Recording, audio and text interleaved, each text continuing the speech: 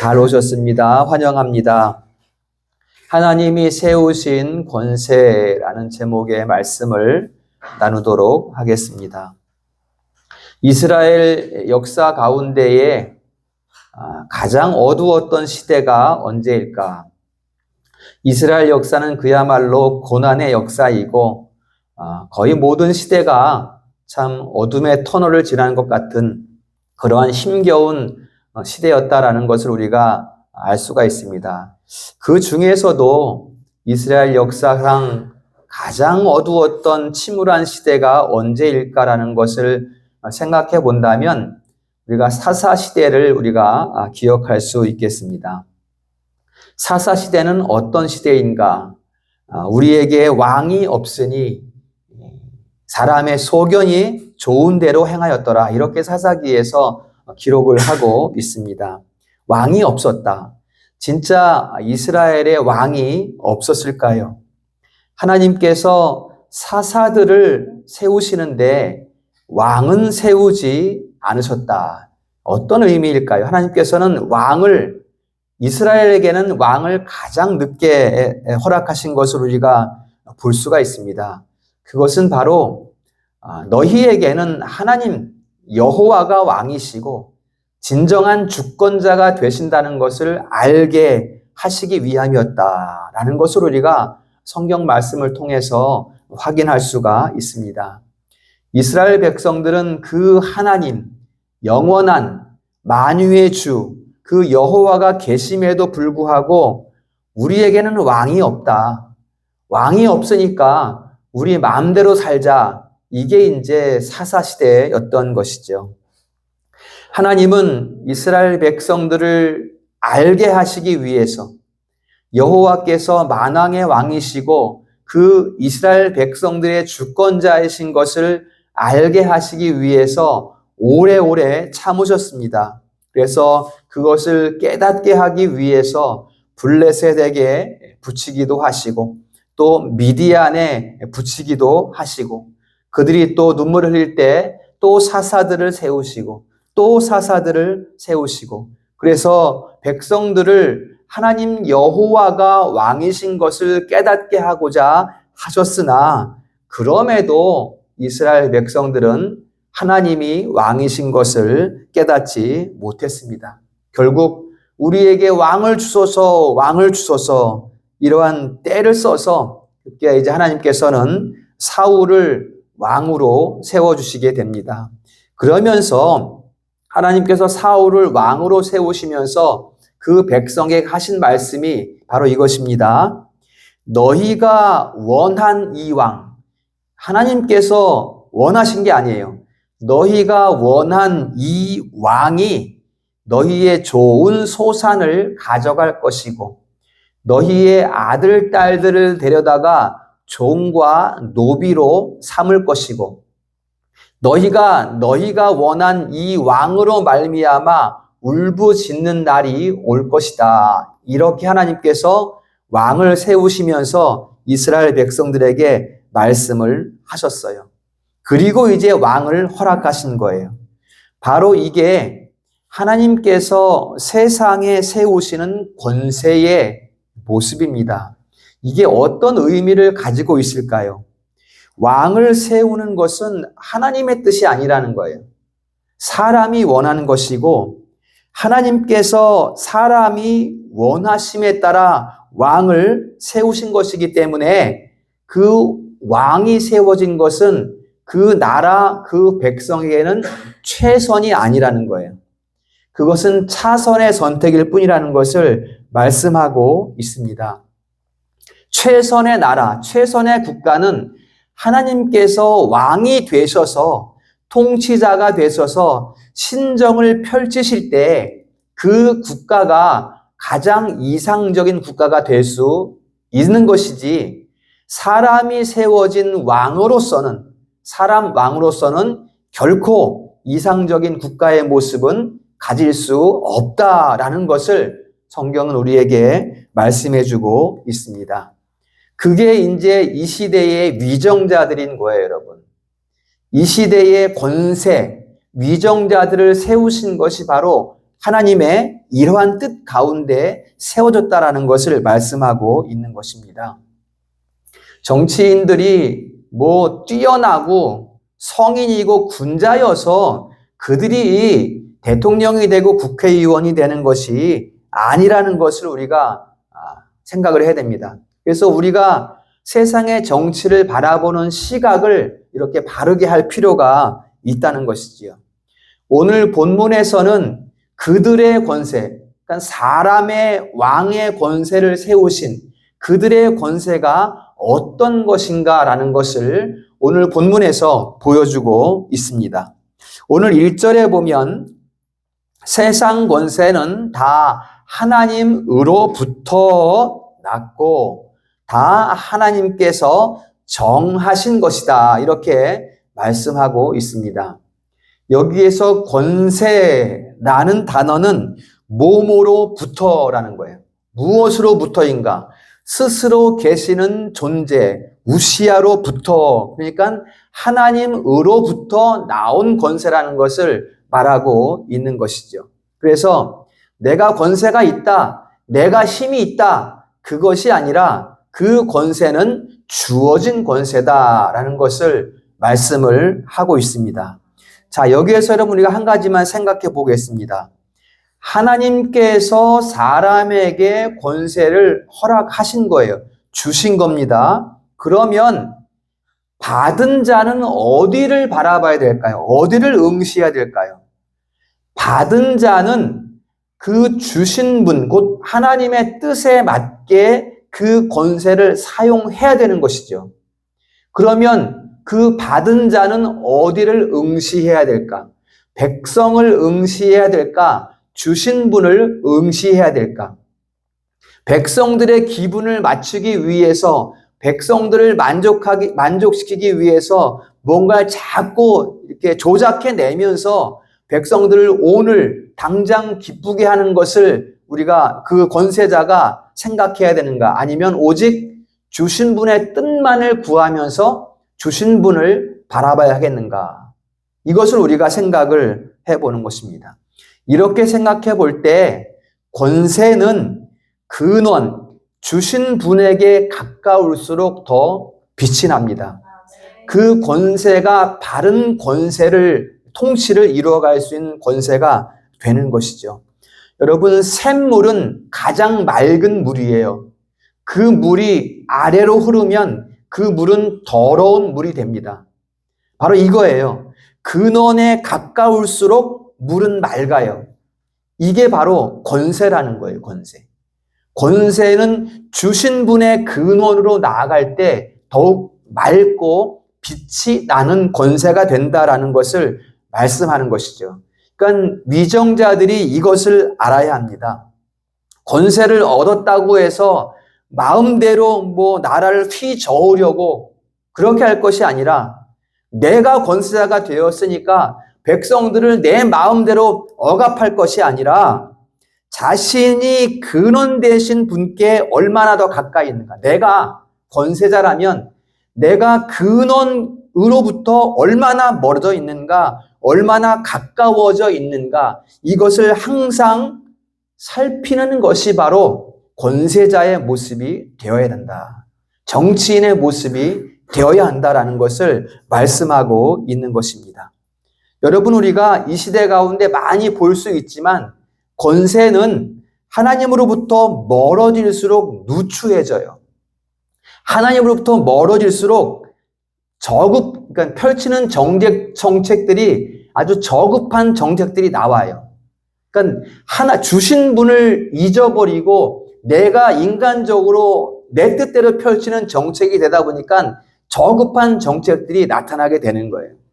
이런 것들을 지금 우리가 많이 이 시대 가운데에 바라볼 수가 있습니다. 그 다음에 1절 앞부분에 보면 하나님이 정하신 그 권세에 복종하라. 2절에는 거스르지 말라. 이렇게 말씀하고 있어요. 그러면 그 권세자들이 자기 마음대로 막 정치를 하는데 거기에 복종해야 하는가? 그것을 거스르지 말아야 하는가? 그 부분을 우리가 뒤에서 한번 살펴보기로 하고 지금은 복종이란 말을 한번 보겠습니다. 이 복종이란 말은 그 권세 아래에 거하는 것을 말해요. 권세 아래에 거하는 것. 그 권세는 어떤 권세인가? 하나님께서 정하신 권세이고 그 권세 아래에 머무는 것. 그것이 복종입니다. 여러분, 하나님께서 권세를 주셨다라는 것은 여러분 권세가 없으면 어떻게 될까요? 이 세상이 완전히 뒤죽박죽 되겠죠. 죽이고 살리고 뭐 신호등 없고 있으나 없으나 내 마음대로 다 하지 않겠습니까? 사사시대처럼. 그래서 권세를 허락하신 거야, 하나님께서. 그것은 무슨 의미인가 하면 그 혼란스러운 세상 가운데에 질서를 세워주셨다라는 것을 말하는 것입니다. 그러니까 복종하라라는 것은 그 권세 아래에 질서 있는 삶을 살아가라. 이것을 지금 복종하라라는 말씀으로 우리에게 주고 있는 것입니다. 자, 그러면 하나님께서 이 세상에 정한 질서는 어떤 것인가?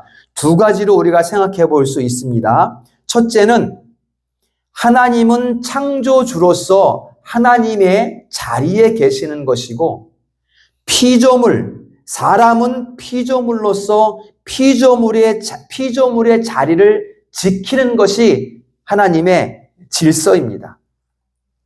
그 질서를 벗어나면 그게 죄예요. 바로 아담이 그것을 한 것이죠. 그 질서를 깨뜨린 거예요, 아담이. 피조물로서 피조물의 자리에서 창조주이신 하나님을 의지하는 것이 피조물의 질서인데 그것을 깨뜨리는 거예요, 아담이. 그것을 우리는 죄라고 말합니다. 하나님의 질서가 깨지니까 세상에는 죽음이 들어오고 수고가 들어오고 질투와 시기가 들어오고 살인이 들어오고 더욱더 그 죄가 진보하면서 더 악한 죄를 만들어내고 그게 지금 이 세상의 모습인 것입니다.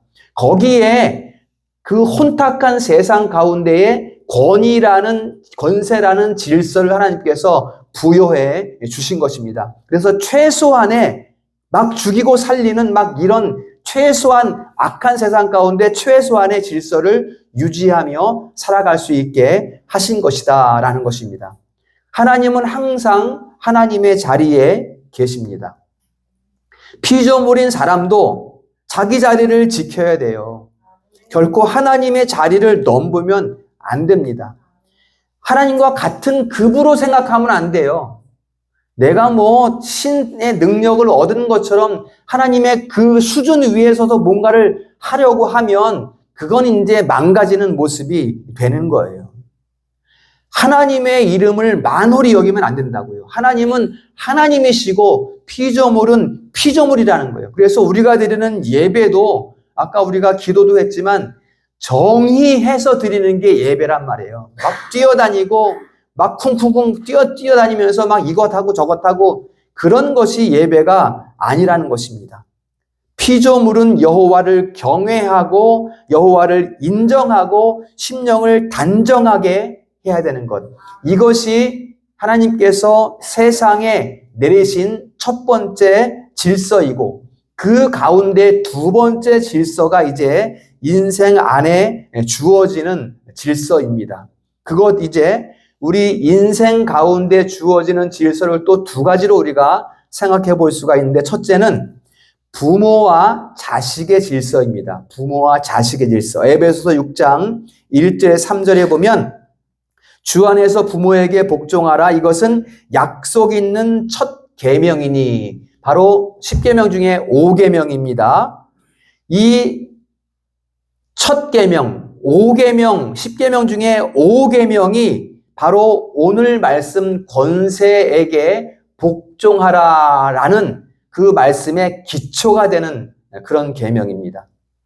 권세들에게 복종할 수 있는 사람들은 누군가 하면 부모를 공경할 줄 아는 사람들이 권세에 복종할 수 있다라는 것을 말하고 있는 것입니다. 그래서 인생 가운데 주어진 두 번째 질서. 첫 번째 질서는 부모와 자식 간의 질서이고 그 부모와 자식 간의 질서를 기초로 해서 주어진 인생 가운데 두 번째 질서는 바로 그 세상에 주어진 권세에 복종하라, 순종하라 라는 그러한 질서가 되는 것입니다.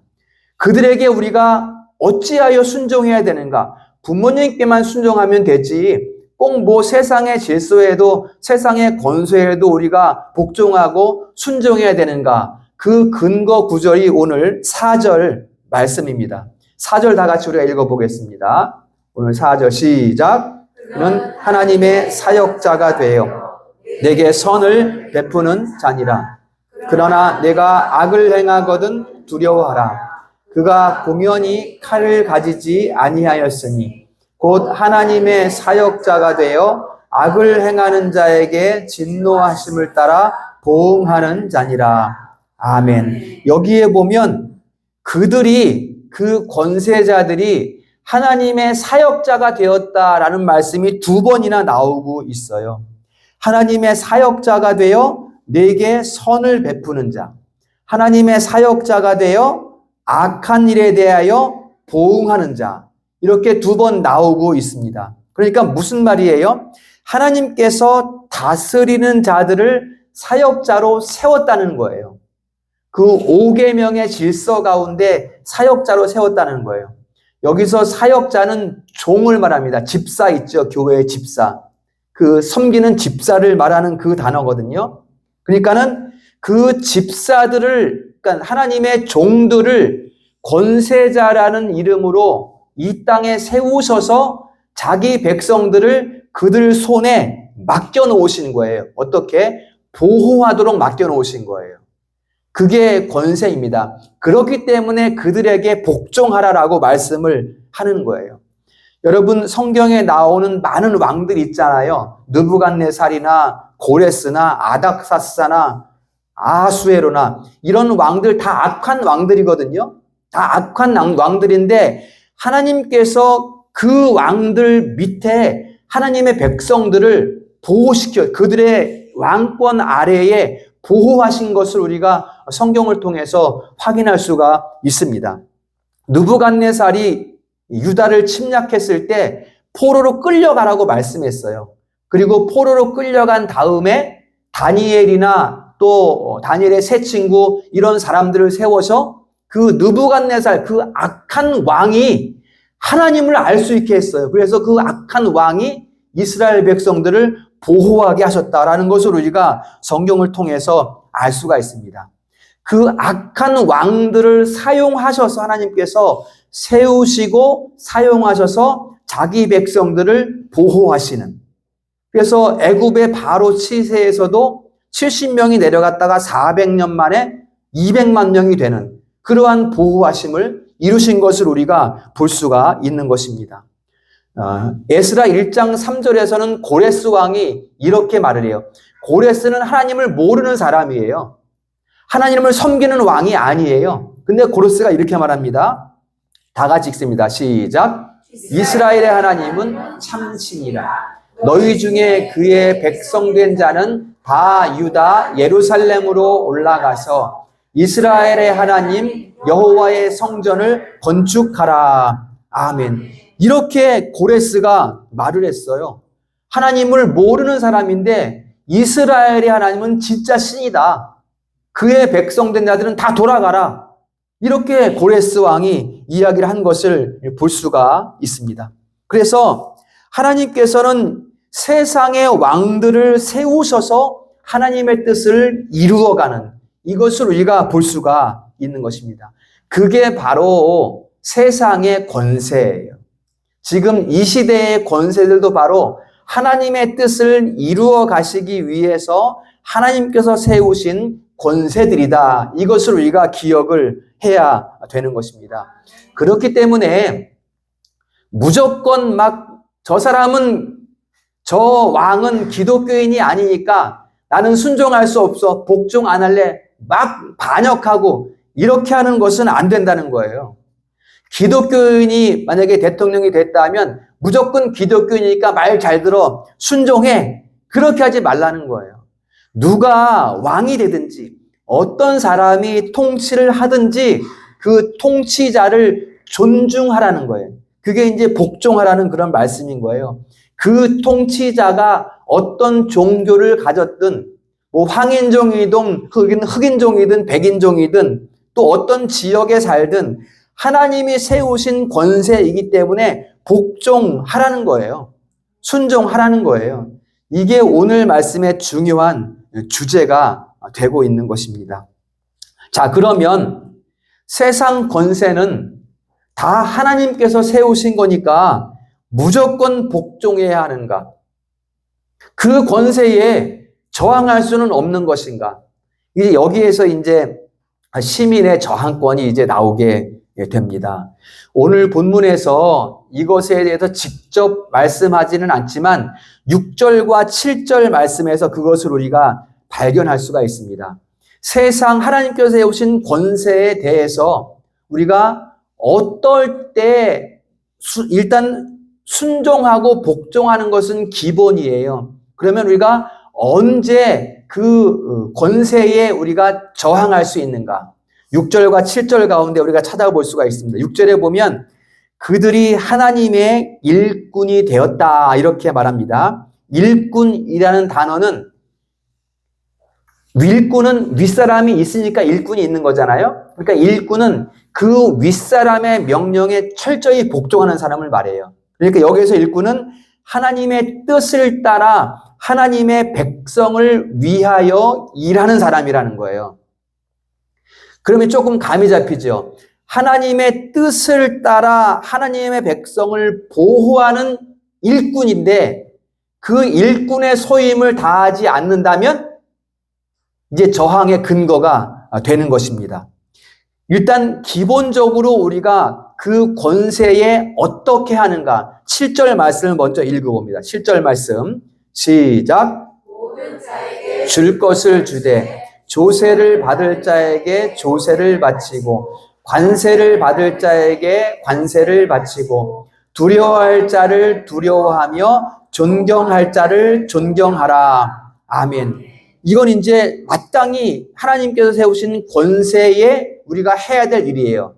근데 5절 끝에 한번 보겠습니다. 5절 끝에 같이 합니다. 양심을 따라 할 것이니라. 양심을 따라 해야 되는 거예요. 이 7절 말씀 우리가 당연히 세상의 권세에 해야 될 일인데 우리의 양심을 따라 해야 된다라는 것을 말씀하고 있는 것입니다. 우리의 양심이 어떤 양심일까? 여러분 우리나라 치욕스러운 역사를 가지고 있습니다. 1910년도에 한일 합방이 되었어요. 강제적으로 일본에 의해서. 그러니까 국권을 상실했어요. 경술국치라, 국가적인 수치라고 얘기하잖아요. 그렇죠? 국권을 완전히 상실했어요. 그러나 그 권세도 권세예요. 그 권세에 복종해야 하니까 우리가 복종해야 합니다. 무엇에 따라서? 양심에 따라서 복종해요. 양심에 따라서. 그런 치욕스러운 수치이지만 권세는 권세라서 복종을 해야 되는데 양심에 따라서 복종을 해야 돼요. 그래서 우리 믿음의 조상들은 양심에 따라서 그 신사참배를 거부한 거예요. 양심에 따라서 복종하지 않은 거예요. 그것은 우리가 양심상 복종할 수 없다. 신앙의 양심상. 그 양심을 여기에서 말씀하고 있는 것입니다. 이 양심을 우리가 지키기 위해서는 많은 눈물이 필요합니다. 이 양심을 지키는 일에 많은 기도가 필요합니다.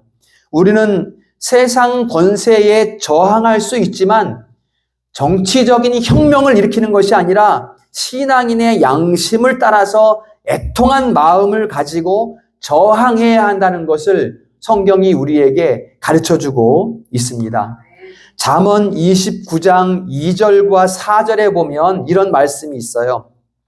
선한 왕은 백성이 즐거워하고 나라가 견고하나 악한 왕이 권세를 잡으면 백성이 탄식하고 나라를 망하게 한다. 이렇게 말하고 있어요. 그 다음에 잠언 29장 14절에 보면 왕이 가난한 자를 성실히 신원하면 그의 왕위가 영원히 견고하리라. 이렇게 말씀하고 있어요. 여기에 보면 선한 왕이 있고 악한 왕이 있어요. 이 두 왕 사이에서 우리의 양심이 판단하게 되는 거예요. 어디에 저항할 것인가? 어디에 복종할 것인가? 이것을 이 두 왕 사이에서 우리가 양심을 따라서 판단하게 되는 것입니다. 여러분, 오늘 말씀은 이렇게 해라, 저렇게 해라, 이렇게 답이 있는 게 아니에요. 하나님은 우리를 인격체로서 하나님의 형상을 따른 지정의를 가지고 있는 자로서 온전한 순종을 하되 자원하는 순종을 우리에게 말씀하고 있습니다. 이 세상에 대한 권세에도 마찬가지예요. 우리의 선한 양심을 따라서 우리는 거듭난 양심을 가지고 있잖아요. 타락한 양심의 상태가 아니라 거듭난 양심을 가지고 있잖아요, 우리는. 그 양심에 따라서 이 두 왕 사이에서 우리가 저항할 것인가, 복종할 것인가를 우리가 판단할 수 있다라는 것을 말씀하고 있는 거예요. 조세를 바치고 관세를 바쳐라.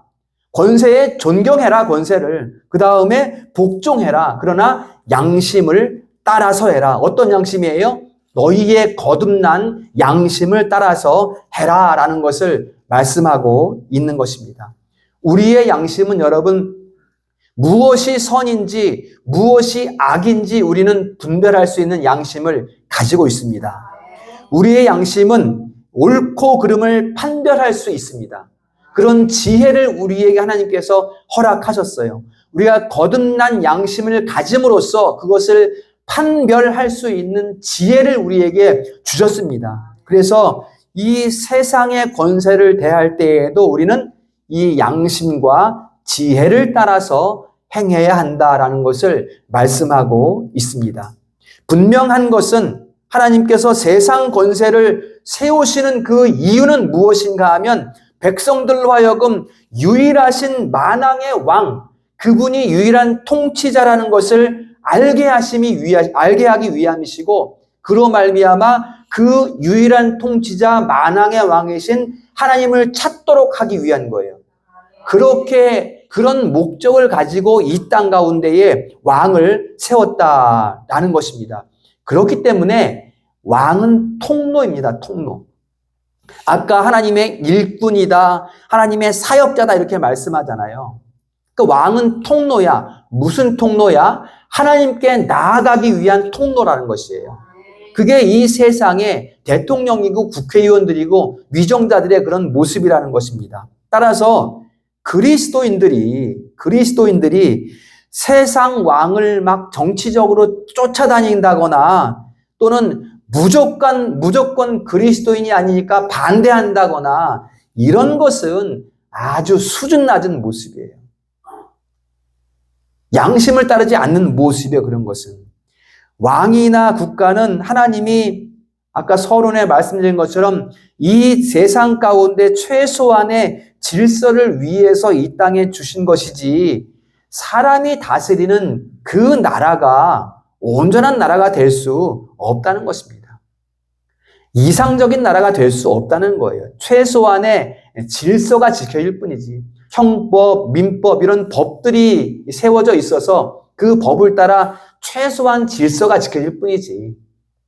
그런 법이 있어도 제대로 지켜집니까? 맨날 범죄 일어나잖아요. 그런 법이 있어도. 그러니까는 최소한 그런 법을 통해서 질서를 유지하게끔 한 것이 이 땅의 왕이고 나라라는 것입니다. 그것을 기억하고 우리는 하나님이 다스리시는 큰 계획과 섭리 가운데에 이 세상의 왕권을 바라볼 수 있어야 됩니다. 세상의 질서를 우리가 바라볼 수 있어야 됩니다. 세상 권세를 세우시는 하나님의 뜻은 우리의 생각 너머에 있습니다. 항상. 우리는 보이는 것으로 판단하면 안 됩니다. 우리 성도들, 하나님이 이때에 이 세상에 세우신 권세를 우리가 지혜롭게 바라보면서 하나님께서 저들을 통해서 우리에게 무엇을 말씀하시는가, 이것을 깊이 묵상할 수 있기를 축복합니다. 그래서 신앙인의 양심을 따라서 복종하고 신앙인의 양심을 따라서 저항할 수 있는 이 시대의 지혜로운 신자들이 다 될 수 있기를 주님의 이름으로 축원합니다. 오늘 세 가지로 정리하겠습니다. 첫 번째는 하나님은 타락한 이 시대 인류를 불쌍히 여기셔서 왕을 주시고 최소한의 질서를 유지하며 살게 하게 하셨다. 그것이 국가입니다, 여러분. 그것이 국가입니다. 그래서 국가는 최선이 아니라 차선이라는 것. 이러한 국가관을 우리가 바르게 가질 수 있어야 돼요. 그러니까 그리스도인으로서 바른 국가관을 가질 수 있어야 합니다. 그 다음에 두 번째, 그러한 국가의 권위에 우리가 복종할 때 선한 일에 대한 복종이에요. 선한 일이라는 것은 무엇인가 하면 하나님께서 허락하신 그 권세를 가지고 하나님의 뜻에 맞게 사용되는 것, 그걸 선한 일이라고 하거든요. 그 선한 일에 대한 복종. 그렇기 때문에 대통령은 대통령이고 국회의원은 국회의원이고 그들이 하나님의 자리를 차지할 수는 없다는 거예요. 그들을 우리가 어떤 시각으로 바라보아야 하는가, 그것을 말씀해주고 있는 것입니다. 그래서 그 권세를 하나님께서 세워주신 것이기 때문에 무조건 거부하거나 무조건 막 찬동하거나 이런 것은 어리석은 일이에요. 바른 신앙인의 양심을 가지고 우리가 판단해야 된다라는 것을 우리가 말씀을 나누었습니다. 그 다음에 세 번째는 그 국가와 왕 가운데에 하나님의 영광을 구하되 하나님의 영광을 거스를 때는 하나님의 이름을 만홀히 여기거나 하나님의 이름을 망령되이 만들거나 이렇게 될 때는 우리가 양심을 따라서 저항할 수 있어야 합니다. 하나님의 이름을 모독하는 국가의 정책이 있을 때는 우리는 저항할 수 있어야 됩니다. 그냥 무조건 맹종하는 것은 성경적이지 않은 모습입니다. 그것을 우리가 양심에 따라 우리가 할 수 있다는 것을 잘 기억을 해야 합니다. 이 세상에는 하나님의 질서가 흐르고 있습니다. 우리 성도들 세상의 왕의 권세를 허락하신 하나님의 질서를 항상 우리 삶에서 깊이 묵상할 수 있기를 축복합니다. 그 권세자들을 바라볼 때 하나님께서 이 시대에 어떻게 저런 권세자를 세우셨는가 심히 우리 마음이 고통스러울 때도 있습니다. 그러나 기도와 간구로서 그들을 세우신 하나님의 뜻을 깊이 묵상해서 양심을 따라 순종할 것과 저항할 것을 잘 분별하는 우리 성도들 다 될 수 있기를 주님의 이름으로 축원합니다. 자비로우신 하나님 아버지,